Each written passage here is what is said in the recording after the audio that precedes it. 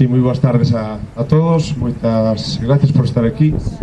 Hoxe fai precisamente 100 anos que neste mesmo lugar se xuntaron moitos veciños de Cervo, as distintas autoridades que daquelas conformaban a corporación, o pobo, conxuntamente cos nenos, cos distintos rapaces que estaban naqueles tempos en esta escola.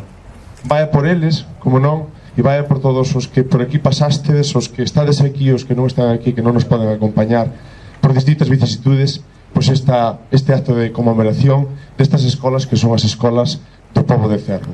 Moitas gracias a todas esas persoas que durante todos estes anos traballaron e fixeron posible para que estas escolas sigan vivas.